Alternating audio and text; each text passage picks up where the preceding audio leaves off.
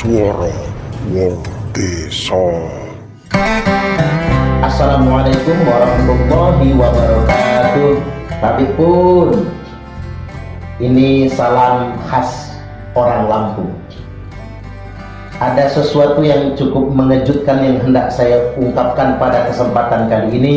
Ternyata Raden Intan sudah dibaalwikan.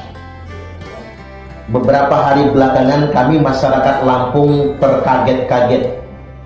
Ada rombongan yang ziarah ke Makbarah Raden Intan, ke Makbarah Ratu Darah Putih atau Raden Muhammad Aji Saka. Ada oknum orang-orang yang menyebarkan selebaran, di mana selebaran tersebut mengklaim bahwasanya Raden Intan merupakan Ba'alwi, yakni keturunan Bani Alwi dari Yaman atau keturunan Ubaidillah. Karena ini dalam bentuk selebaran yang dibagikan kepada orang-orang yang datang ziarah ke Makbarah, maka pihak keluarga Kerapuan Darah Putih pun kaget bukan main, karena pihak keluarga tidak pernah melakukan tindakan tersebut. Yang lebih kaget lagi ketika di selebaran tersebut itu menegaskan bahwasanya Raden Intan merupakan keturunan Ubaidillah atau Ba'alwi. Assalamualaikum warahmatullahi wabarakatuh. Pemirsa, jumpa kembali dengan saya Cayuti, masih di channel Suara Wong Desa. Wong Desa yang ingin ikut bersuara, Wong Desa yang ingin ikut urun bicara gitu ya, walaupun suaranya nggak jelas, suaranya sumbang ya. Ada yang bilang suaranya pedang becetot. Ya maklumlah karena Wong Desa kan gitu. Pemirsa, tadi di depan ya saya beri cuplikan penjelasan dari Ustadz Suparman ya, Suparman Abdul Karim ya gitu ya. Jadi untuk lebih jelasnya silakan Anda tonton channelnya Ustadz Suparman Abdul Karim ya. Ya mungkin kalau kita menonton penjelasan dari beliau ya, Pak Ustadz ini, kita semua masyarakat Lampung ya, terutama saya yang berdomisili di Kalianda, terkaget-kaget ya atas kejadian yang mana pahlawan Raden Intan II, pahlawan kebanggaan orang Lampung ya, sudah diba'alawikan, atau bahasa sederhananya dihabibkan gitu, oleh para habaib atau para habib yang ada yang sekarang ada di Indonesia ini. Tadinya saya pikir bahwa habib ini selain mengeklaim pahlawan-pahlawan yang ada di Pulau Jawa ya, tadinya menurut saya diba'alawikan atau dihabibkan, ternyata sudah mulai merambah ke Lampung. Ini sangat bahaya ya pemirsa semua. Pembelokan sejarah yang dilakukan oleh para habib ini sebisa mungkin harus kita hentikan ya. Contoh sederhana yang bisa menghentikan adalah kita tidak usah mengundang habib di dalam pengajian. Itu saja dulu ya. Kita nggak usah dulu lapor-lapor polisi, nggak usah dulu kita bawa ke ranah hukum ya. Jadi kita cukup kompak ya, tidak usah mengundang habib dalam acara apapun ya, acara Maulid Nabi, acara Isra Mi'raj atau sholat Jumat sebagai khotib ya, itu kalau bisa tidak usah diundang. Nah itu mungkin langkah awalnya itu, karena di Pulau Jawa ya itu sangat memilukan gitu loh. Bahkan makam-makamnya di daerah Jawa Timur, daerah Jawa Tengah itu yang tadinya jelas-jelas bahwa dia keturunan dari Sultan Hamengkubuwono II, seperti anak keturunannya, itu sudah dipalawikan, dihabibkan. Bahkan Pangeran Diponegoro itu pun dihabibkan, ya. Kok sekarang merambah ke Lampung, pahlawan dari Intan dihabibkan? Ini kan Masya Allah, sudah keterlaluan gitu loh.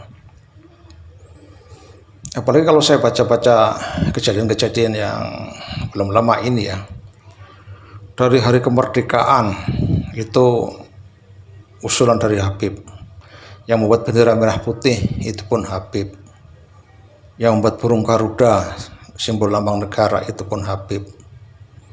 Bahkan rumah proklamasi yang dipakai proklamasi pertama oleh Bung Karno itu pun pemberian dari Habib. Kemudian ada foto, ya, foto lama Bung Karno dengan beberapa orang di sampingnya.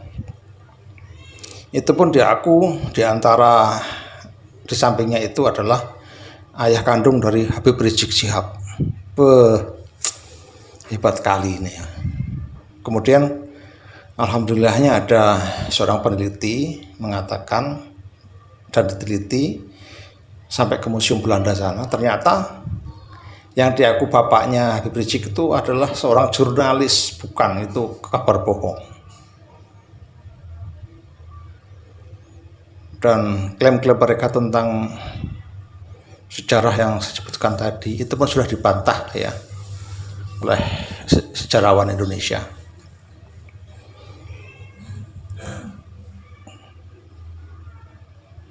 Kemudian yang anehnya lagi, mereka membuat makam palsu. Yang tadinya ada makam orang meninggal yang tidak jelas siapa, kemudian dibangun makam di situ, diberi gelar Habib, ya, bin Yahya, bin Yahya. Ini ya, kalau menurut penelitian ini ya,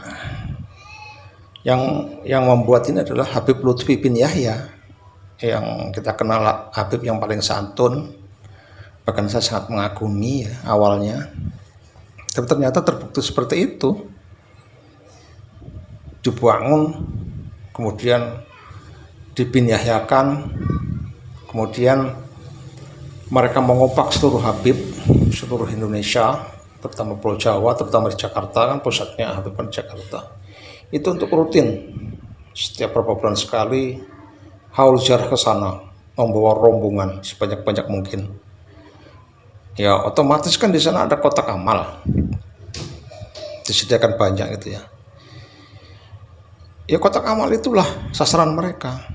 Bahkan ada pengakuan ya dari penjaga makamnya itu, setiap habis acara ya seperti maulid, terus acara-acara keagamaan yang dilaksanakan di lokasi itu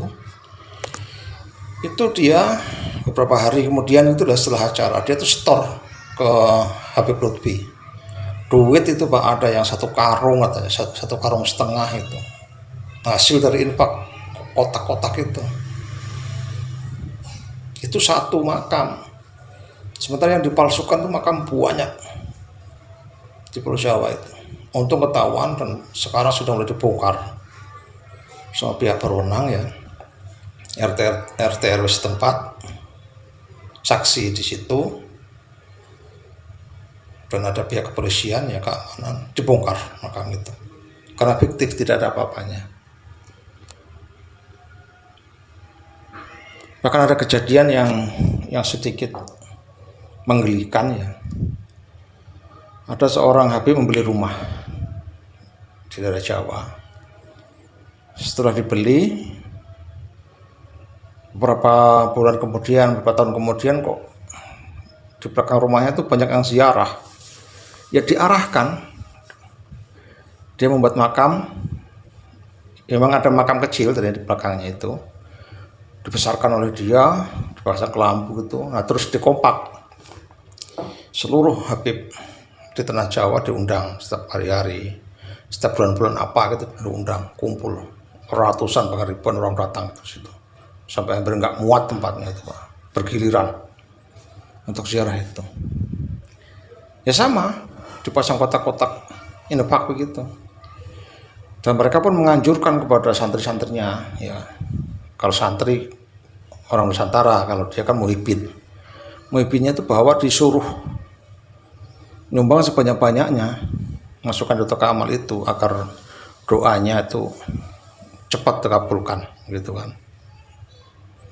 Benar, setiap kali ada kunjungan Habib dan Muhibin, ya, karena Muhibin ini adalah apa ya? Ya kacung-kacung mereka itulah yang sangat mengeluh-ngeluhkan dia ngomong apa aja percaya kan gitu. Ya, setiap ziarah selalu menyiapkan duit. Padahal kotak amal itu nanti juga disetorkan juga ke yang membuat itu. Nah, pada satu hari yang punya rumah asli yang pertama itu lewat, tuh kok rame-rame ada apa gitu loh. Bilang orang ziarah kemana? Itu di belakang rumah Anda itu ada makam keramat, makamnya Habib. Orang yang punya ini ya bingung gitu loh. Kok ada keramat Habib siapa gitu. Saya pernah menguburkan kucing saya meninggal. Saya kuburkan di belakang itu karena saya sangat sayang sama kucing saya itu. Saya kasih tanda seperti makam orang biar saya selalu mengingat kucing saya. Nah ini kan kuburan kucing dibuat makam dibesarkan di aku Habib bin siapa gitu. Subhanallah, ini kan keterlaluan gitu. Sangat keterlaluan. Dan yang bikin saya aneh itu ya, para muhibinnya, para santri-santrinya Habib ini kok bener-bener taktim, bener-bener, karena dicekok tiap hari oleh cerita-cerita yang ngibul gitu loh. Cerita-cerita yang hanya mengagung-agungkan guru-guru mereka. Jadi setiap kali ceramah, Habib ceramah itu ya, itu selalu mengagung-agungkan nenek moyangnya, mbahnya, datuknya gitu, semua begitu. Jadi tidak, ya cuman awalnya membuka misalkan tausiah membahas tentang apa gitu ya, itu cuma sedikit. Selebihnya itu langsung membahas nenek moyangnya, semua begitu. Kalau tidak begitu, ya kalau ada pesanan politik, yang dibahas politik, terang-terang ada yang ngomong si A begini, si B begini. Aduh, saya bisa ngomong begini ya pemirsa, karena saya juga dulu muhibin. Saya setiap Jumat Kliwon itu saya selalu rutin di Masjid Warbatang di Jakarta ya. Rutin saya di sana. Ya begitu. Kalau pas ada acara-acara pilkada, pilihan presiden, pokoknya acara politik, selalu di depan makam itu ceramah tuh menghantam pemimpin-pemimpin kita, menghantam pemerintah, menghantam pokoknya siapa yang dia tidak suka itu dihajar, kayak omong-omongan kasar gitu. Itu saya pikir, nah orang-orang kok benci sama pemerintah sementara dia tinggal di sini, cari makan di sini, kaya di sini. Yang membuat kaya itu orang-orang kita sendiri, muhibin-muhibin itu. Bahkan saya punya teman sampai sekarang masih menjadi muhibin. Itu setiap kerja itu dia selalu menyisihkan buat jamaah, buat Habibnya. Setiap kajian dia menyisihkan 100-200 itu pasti menyisihkan. Jadi dia itu mengutamakan seperti dia ngirim istri sama anaknya gitu. Misalkan ngirim istri sama anaknya 500 ya buat Habibnya 100-200 itu pasti menyisihkan, walaupun dia sampai nggak jajan dan ditahan buat itu. Kalau ada pas pengajian infak sana gitu. Ya emang kelihatan cuma 100-200, tapi kalau ada 100 orang bahkan lebih, jamaah Habib itu lebih dari 100 orang. 100 kali 100 apakah 100 kali 200 sudah ketahuan kan, seminggu sekali. Ya orang kita sendiri inilah yang modali dia. Terus dia belum lagi datang ke tempat orang kaya yang pro sama dia, pasti diberi, itu pun jutaan ngasihnya. Kenapa? Agar usahanya berkah, semakin banyak memberi semakin rezekinya berkah, didoakan.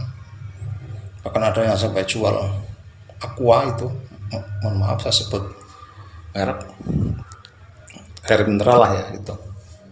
Itu dibuka tutupnya didoakan tuh laku 5 juta. Itu berkahnya itu. Nah ini bagaimana gitu loh. Apakah seperti ini harus kita biarkan? Yang anehnya lagi, orang-orang kita, bahkan kiai yang disebut Gus ataupun ulama, itu banyak yang masih membela dia, membela para habaib, menyalahkan orang-orang kita ya, yang tidak suka lagi dengan Habib karena kita tahu tingkahnya seperti itu. Masih dibela lah. Orang-orang seperti ini nih yang bahasa Jawanya itu menjadi peti kaki gitu. Repot orang-orang begini nih. Asal dia cinta kepada Habib udah buta cintanya gitu loh. Ada orang ngomong begini, ada begini, sudah nggak percaya pokoknya. Nah ini nih repot gitu loh. Nah sekarang terbukti di Lampung, coba di Kalianda ini, pahlawan Raden Intan ya, kok dibahlawikan, dihabibkan. Sementara sejarah yang dibacakan oleh Ustadz tadi itu ya mohon untuk Anda melihat apa channelnya Pak Ustadz tadi itu ya. Pak Ustadz, ya pokoknya channelnya itu tulisannya Ustadz Suparman Abdul Karim gitu, pasti keluar nanti ada. Kalau tadi kan saya hanya menyampaikan potongan ya, ceramahnya panjang sekali. Jadi silakan Anda tonton itu. Jadi ada sejarah yang dibacakan oleh dia tentang Raden Intan. Raden Intan itu masih ada keturunan dari Sunan Gunung Jati, dari Cirebon. Kok bisa ujuk-ujuk jadi pahlawi, jadi Habib? Itu loh. Apa enggak? Ya mohon maaf, kurang ajar gitu. Ya saya sebagai orang yang tinggal di Kalianda, KTP saya pun Lampung ya, terus terang nggak terima gitu loh. Tapi kan kita mau bagaimana kan gitu. Mau menuntut juga nggak ada pendukung, susah. Jadi ya satu-satunya cara bahwa kita kalau ada acara jangan mengundang Habib, mungkin itu aja ajakan saya ya. Oke, pemirsa, ini kalau nggak dihentikan ini emosi panjang ini ya, nanti ya pokoknya itu aja. Anda tonton videonya Pak Ustadz tadi ya, berjelas. Kalau saya kan menjelaskannya nggak jelas gitu kan. Ya, sekian dulu pertemuan kita pada hari ini. Mohon maaf ya apabila ada pihak-pihak tersinggung, karena saya hanyalah wong desa yang nggak pandai menyusun kata, yang nggak pandai membuat kata-kata menjadi indah. Oke, para sedulur, pemirsa, billahi taufiq wal hidayah. Wassalamualaikum warahmatullahi wabarakatuh. Salam.